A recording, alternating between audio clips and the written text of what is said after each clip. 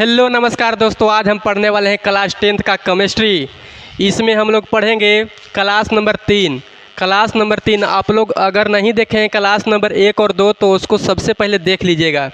हम पढ़ेंगे रासायनिक अभिक्रियाएं एवं समीकरण। रासायनिक अभिक्रियाएं एवं समीकरण आज जो हम टॉपिक पढ़ाएंगे, आज के टॉपिक से हम लोग अगर देखें तो 5 से 10 नंबर पक्का कर सकते हैं मेरे भाई। 5 से 10 नंबर पक्का, जी हाँ 5 से 10 नंबर पक्का। अगर आप 5 से 10 नंबर लाना चाहते हैं सिर्फ एक वीडियो को देखिए और 5 से 10 नंबर पक्का कर लीजिए। 10 नंबर नहीं तो 5 से 6 तो पक्का मिलेगा। यहाँ से आपको बिहार बोर्ड में ऑब्जेक्टिव हो देखने को मिलेगा और सब्जेक्टिव हो देखने को मिलता है, यानी 5 से 10 नंबर पक्का करना है सिर्फ एक वीडियो। तो चलिए क्लास को करते हैं स्टार्ट और हम आज पढ़ेंगे रासायनिक अभिक्रिया के बारे में। अगर अभी तक आपको समझ में नहीं आया है तो आज के बाद आप रासायनिक अभिक्रियाओं को एकदम मुंह पर याद रखिएगा। तो चलिए शुरू करते हैं आज की हम लोग क्लास। और देखिए बहुत ही मज़ेदार तरीके से हम लोग पीपीटी बनाए हैं।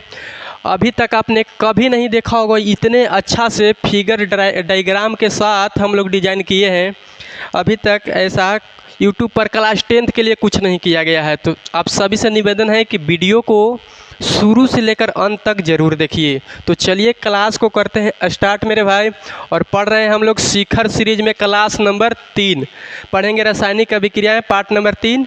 इसमें सबसे पहला बात किया जाए तो संयोजन अभिक्रिया के बारे में पढ़ेंगे, विघटन अभिक्रिया के बारे में पढ़ेंगे, विस्थापन अभिक्रिया के बारे में पढ़ेंगे और भी बहुत सारे अभिक्रिया हैं उसको हम पढ़ने वाले हैं। तो चलिए एक बार ओवरव्यू ले लेते हैं पूरा के हम लोग क्या क्या पढ़ने वाले हैं इस क्लास में।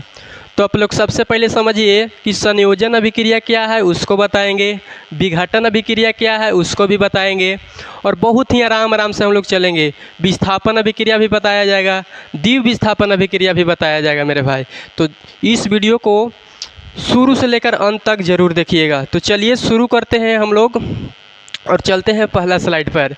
तो देखिए आप सभी के सामने बोला गया है संयोजन अभिक्रिया, यानी संयोजन अभिक्रिया है आखिर क्या, संयोजन अभिक्रिया क्या है। तो सबसे पहले हम आपको बताते हैं कि संयोजन अभिक्रिया किसे कहेंगे।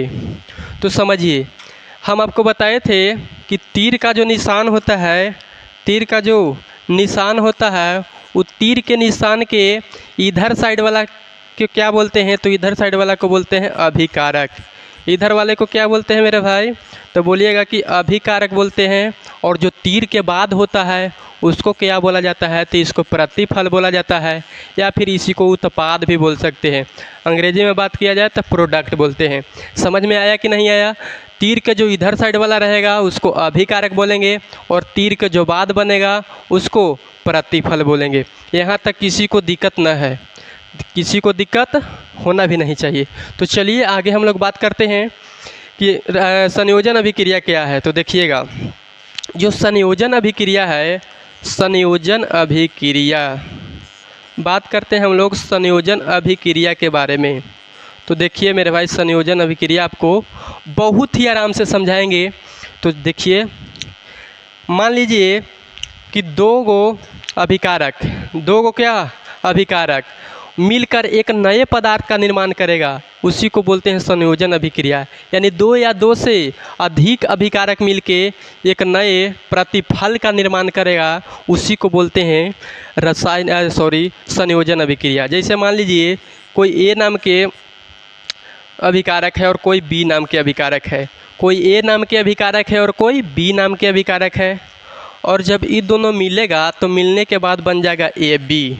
क्या बन जाएगा, ए बी बन जाएगा। बात को समझ रहे हैं कि नहीं। इधर ए नाम के अलग है और इधर बी नाम के अलग है, ये दोनों को दोनों क्या है तो बोलेंगे कि अभिकारक है सर। और ये क्या बन रहा है तो प्रतिफल बन रहा है। तीर के इधर साइड अभिकारक और तीर के बाद प्रतिफल। यहाँ तक आप लोग समझ रहे होंगे। अभी भी समझ में नहीं आया तो देखिए एक बात और, मान लीजिए कि एक है और इधर दो है, इधर एक और इधर दो। बताइए कि 1 + 2 बराबर कितना हो जाएगा, 3। 1 + 2 बराबर कितना हो जाएगा तो 3 हो जाता है। यानी हम लोग बोल सकते हैं कि 2 या 2 से अधिक अभिकारक मिलकर एक नए एक नए प्रतिफल का निर्माण कर देता है, वही संयोजन अभिक्रिया कहलाता है। यहाँ तक आप तो बिल्कुल सही तरीके से समझ में रहे हो। चलिए तो आगे हम लोग बात करते हैं। बहुत ही अच्छे से डिजाइन किया गया है, बात को अच्छे से समझिए। देखिए बोला है संयोजन अभिक्रिया। संयोजन अभिक्रिया, संयोजन के मतलब ही होता है जुड़ना। संयोजन के मतलब क्या होता है? तो जुड़ना होता है। जिसे बात करते हैं हम लोग कि कोई ए नाम के पदार्थ है और कोई बी नाम के पदार्थ है, कोई ए नाम के पदार्थ है और कोई बी नाम के पदार्थ है। जब ये जुड़ा तब बन गया ए बी। देखिए आप कलर भी देख सकते हैं, एक ऐसा कलर है और एक पीला जैसा कलर है। जब दोनों को मिलाया तो दोनों एके में क्या हो गया? तो जुड़ गया। दोनों एके में जुड़ गया, नहीं इसका मतलब क्या हो रहा है? तो संयोजन अभिक्रिया हो रहा है। अभी भी नहीं समझे होंगे, कोई दिक्कत नहीं। चलिए आगे हम लोग बात करते हैं। इसका अगर एग्ज़ाम में आए इस संयोजन अभिक्रिया किसे कहते हैं, परिभाषा लिखिए। तो बोलेंगे जब दो या दो से अधिक पदार्थ मिलकर एक नए पदार्थ का निर्माण करते हैं, उसी को क्या बोलते हैं? तो संयोजन अभिक्रिया बोलते हैं। उसको क्या बोलेंगे? तो संयोजन अभिक्रिया बोलते हैं। ये तो बहुत शॉर्ट हो गया, लेकिन आप लोग इसको और थोड़ा बढ़ा के लिख सकते हैं। लिखेंगे इस तरह से, जब दो या दो से अधिक पदार्थ मिलकर एक नए पदार्थ का निर्माण करता है, उसे क्या बोलते हैं? तो संयोजन अभिक्रिया बोलते हैं। इस तरह से आप बिल्कुल सही तरीके से लिख सकते हैं। देखिए यहाँ भी वही बात है, ए प्लस बी मिलकर क्या बनेगा? A B. चलिए आगे इसका एग्जाम्पल के हम लोग बात करते हैं कि इसका एग्जाम्पल किस तरह का होता है। तो आप लोग इधर देखिए, यहाँ पर क्या है? 2mg। क्या है यहाँ पर? तो 2mg। और यहाँ पर देखिएगा तो ऑक्सीजन है। जब हम लोग मैग्नीशियम को क्या किए? तो ऑक्सीजन की उपस्थिति में लाएं। जब हम लोग मैग्नीशियम को ऑक्सीजन की उपस्थिति में लाएं तो ये बन गया मैग्नीशियम ऑक्साइड। क्या बन गया? Magnesium oxide. इसी को बोलते हैं संयोजन अभिक्रिया। ये क्या है? तो संयोजन अभिक्रिया हो रहा है, समझिएगा। जैसे बताए थे अभी कि कोई ए नाम के पदार्थ रहेगा, कोई बी नाम के रहेगा और मिल के क्या बनेगा? तो ए बी बनेगा। जैसे ए के जगह पर Mg यानी मैग्नीशियम और बी के जगह पर ऑक्सीजन, जब दोनों मिला तो क्या बन गया? तो 2MgO, यानी बात किया जाए तो मैग्नीशियम ऑक्साइड का निर्माण हो गया। तो बताइए, इधर 2 गो और उधर 1 गो, इधर 2 गो और उधर 1 गो, अगर ऐसा किसी में रहे तो इसको क्या बोलेंगे? तो संयोजन अभिक्रिया बोलेंगे। किसी को दिक्कत नहीं होना चाहिए। चलिए एक और एग्जांपल लेते हैं। अच्छा बताइएगा, जब जल को ऑक्सीजन के साथ अभिक्रिया कराया जाता है तो क्या बनता है? जब जल को ऑक्सीजन के साथ अभिक्रिया कराया जाता है तो क्या बनता है दोस्तों? बताना है आपको। तो आप बताएंगे कि इधर ए नाम के पदार्थ हो गया सर, और इधर भी बी नाम का पदार्थ हो गया। अब दोनों मिलेगा तो क्या बन जाएगा? ए बी बन जाएगा। यानी हम लोग बोल सकते हैं कि हाइड्रोजन और ऑक्सीजन मिलके जब जल का निर्माण होता है, ये भी एक क्या है? तो ये भी एक संयोजन अभिक्रिया है कि नहीं है? चलिए बिल्कुल है। देखिए आगे समझाते हैं आपको। इधर इसको बोलते हैं चूना पत्थर। इसको क्या बोलते हैं? तो चूना पत्थर बोल सकते हैं, चूना पत्थर। और देखिए चूना पत्थर को जब जल में मिलाया गया तो क्या बन रहा है? तो आप लोग देख सकते हैं बुझा हुआ चूना बन रहा है। क्या बन रहा है? बुझा हुआ चूना। इधर भी 2 गो था और इधर क्या? 1 गो बन रहा है। इधर 2 और उधर 1। जब ऐसा किसी अभिक्रिया में दिखाई दे तो आप क्या लगाएंगे? तो संयोजन अभिक्रिया लगाना है। देखिए बोर्ड एग्जाम के लिए यहाँ पर महत्वपूर्ण है, वार्निंग दिया गया है कि संयोजन अभिक्रिया की परिभाषा उदाहरण सहित लिखिए। यानी एग्जाम में बहुत बार पूछा गया है कि संयोजन अभिक्रिया का जो परिभाषा है उदाहरण के सहित लिखिए। तो कैसे लिखना है? सबसे पहले लिखेंगे कि संयोजन अभिक्रिया क्या है। तो अभी बताएं कि जब 2 या 2 से अधिक पदार्थ मिलकर एक नए पदार्थ का निर्माण करेगा, उसको बोलेंगे संयोजन अभिक्रिया। और इसका ढेर सारे एग्जाम्पल भी हम लोग देख लिए। इसको पहला नंबर, दूसरा नंबर, तीसरा नंबर एग्जाम्पल दे सकते हो। तो चलिए आगे हम लोग बात करते हैं विघटन अभिक्रिया के बारे में। जस्ट इसका उल्टा, संयोजन के उल्टा विघटन। संयोजन का उल्टा क्या हो जाएगा? तो विघटन। संयोजन का उल्टा क्या हो जाएगा मेरे भाई? तो विघटन। बोलेंगे विघटन। जैसे अभी हम लोग बात किए संयोजन अभिक्रिया के बारे में, यानी जब संयोजन अभिक्रिया जो हुआ था, ए और बी नाम के पदार्थ मिलकर ए बी बनेगा, तो ये इसका उल्टा हो जाएगा। कोई मान लीजिए कि ए बी नाम के पदार्थ होगा और ये दो अलग अलग में टूटेगा। क्या होगा? तो दो अलग अलग भाग में टूटेगा। जैसे आप लोग समझिए यहाँ पर, जैसे क्या है, यहाँ पर लिया गया है ए बी, यहाँ पर क्या लिया गया है ए बी, और इधर जो बनेगा मेरे भाई इसको समझिएगा, इधर क्या लिया गया तो ए बी। कलर को हम थोड़ा चेंज कर लेते हैं ताकि साफ साफ दिखे। मान लीजिए कि यहाँ पर ए बी है और इधर जो बनेगा, इधर जो प्रोडक्ट बनेगा हमारा वो क्या हो जाएगा तो ए प्लस बी हो जाएगा। ए प्लस क्या हो जाएगा बी, यानी ए बी नाम के कोई अभिकारक है, जब विघटन अभिक्रिया होगा तो क्या बनेगा ए प्लस बी, यानी दोनों अलग अलग टूट जाएगा। दोनों अलग अलग क्या होगा तो टूट जाएगा। जैसे संयोजन में ए प्लस बी से बन रहा था ए बी, लेकिन इसको में ए बी से बनेगा क्या ए प्लस बी। आशा करते हैं समझ में आया होगा। चलिए आगे हम लोग देखते हैं। जब इसका एग्ज़ाम में परिभाषा लिखने के लिए आ जाए तो क्या बोलेंगे कि जब एक यौगिक टूटकर दो या दो से अधिक सरल पदार्थों में बदल जाता है उसी को क्या बोलते हैं तो उसी को बोलेंगे विघटन अभिक्रिया, यानी वियोजन अभिक्रिया भी आप बोल सकते हो। कि जब एक यौगिक टूट के क्या होगा तो दो या दो से अधिक भी टूट सकता है तो उसी को बोलते हैं विघटन अभिक्रिया। जैसे एग्जाम्पल के बात किया जाए फिर से कि कोई ए बी नाम के पदार्थ है और अलग टूटा तो क्या बन गया ए प्लस बी। जैसे नीचे देखिएगा यहाँ पर क्या है CaCO3। अब जब विघटन अभिक्रिया हुआ तो देखिए यहाँ पर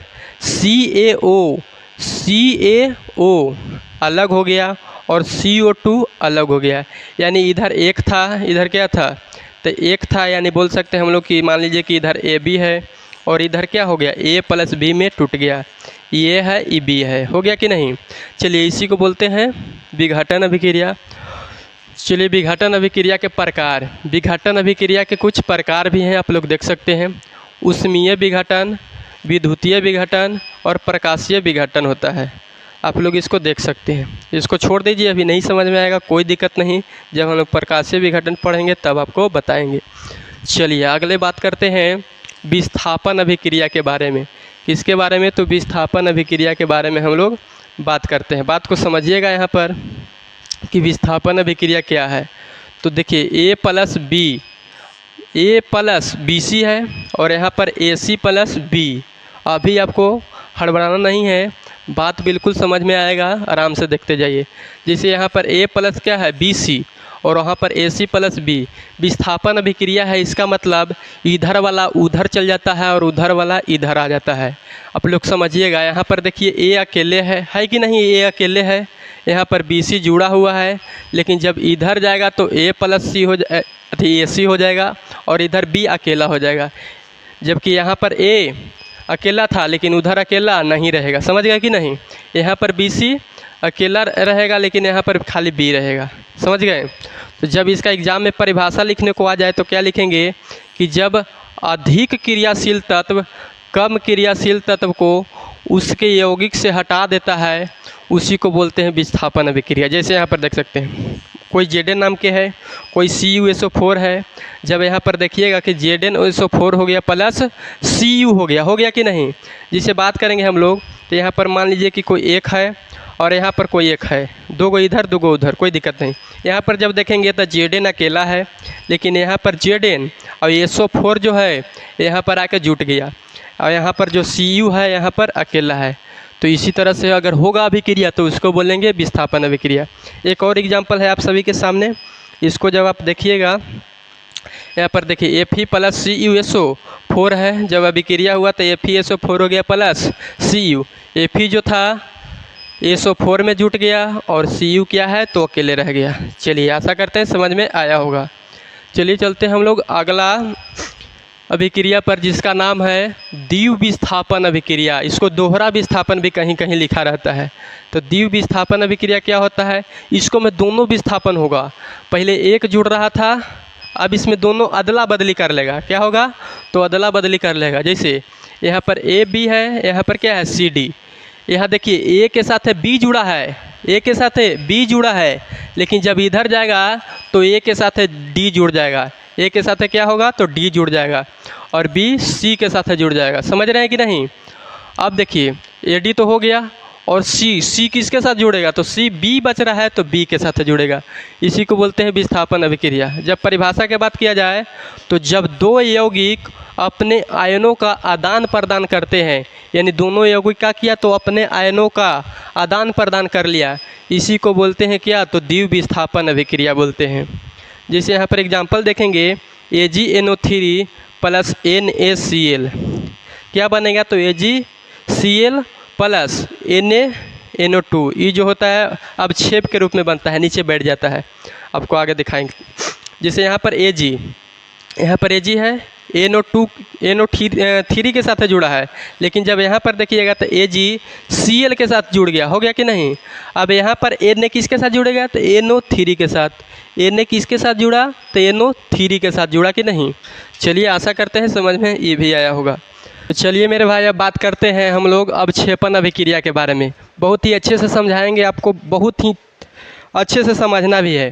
तो चलिए बताते हैं हम लोग कि अवक्षेपण अभिक्रिया क्या है। तो आप लोग देख सकते हैं, सबसे पहले परिभाषा की बात करें तो परिभाषा है कि जिस अभिक्रिया में अघुलनशील के मतलब क्या होता है, तो अघुलनशील के मतलब होता है जो जल में नहीं घुले, जो क्या हो तो ना घुले, यानी क्या होगा, तो ठोस होगा और अवक्षेप के रूप में बनता है, उससे ही कहते हैं अवक्षेपण अभिक्रिया। फिर से पढ़िएगा आप लोग, जिस अभिक्रिया में अघुलनशील ठोस बनता है उसे अवक्षेपण अभिक्रिया कहते हैं। समझ रहे हैं कि नहीं। जैसे यहाँ पर आपको दिखाई दे रहा है, यही क्या है, तो अवक्षेपण अभिक्रिया। आप लोग कभी कपड़ा उपड़ा धोए होंगे तो जो नीचे बैठ जाता है बाल्टी में, चाहे अब जो भी में रखे हुए होंगे, उसमें नीचे जो बैठ जाता है इस तरह से गंदा पदार्थ, उसी को हम लोग बोलते हैं अवक्षेप। उसी को क्या बोलेंगे, तो अवक्षेप बोलेंगे। यानी आप लोग समझिएगा कि BaSO4 क्या है, तो ये एक अवक्षेप है। यह क्या है, तो अवक्षेप है।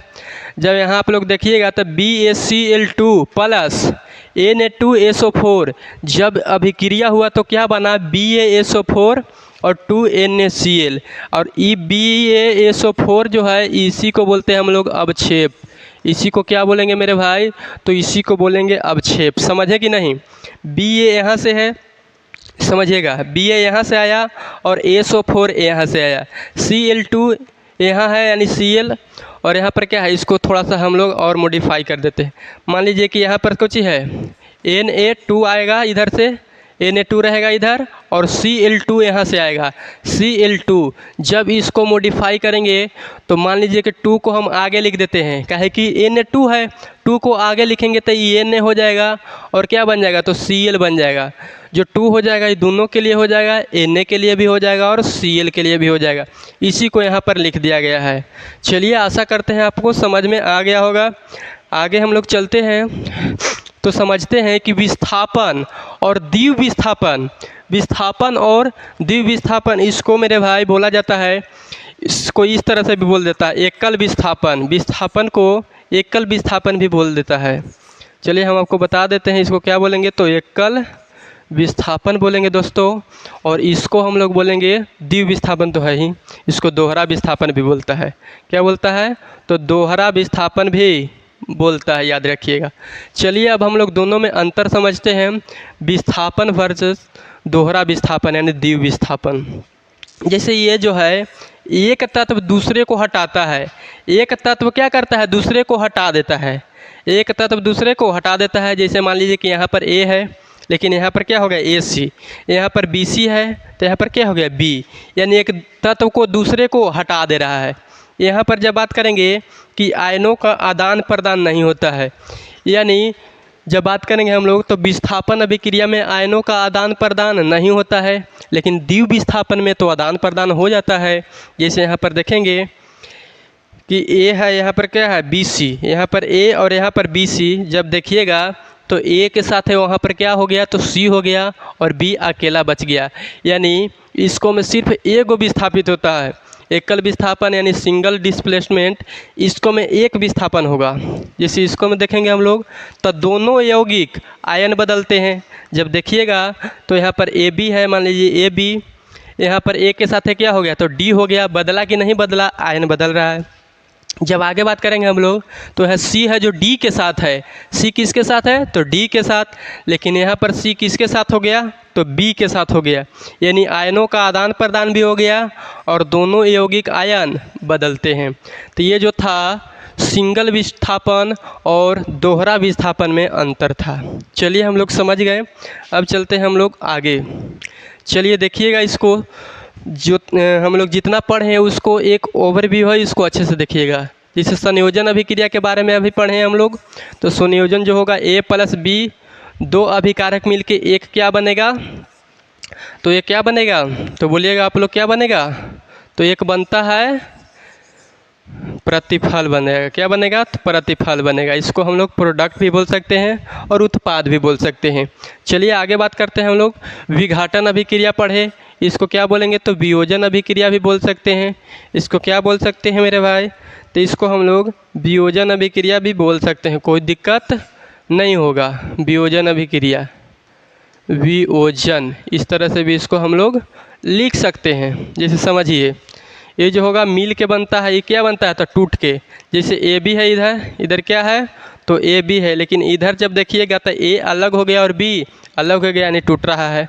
जब विस्थापन की बात करेंगे तो ए था इधर, लेकिन ए किसके साथ हो गया, तो सी के साथ हो गया, विस्थापित हो रहा है।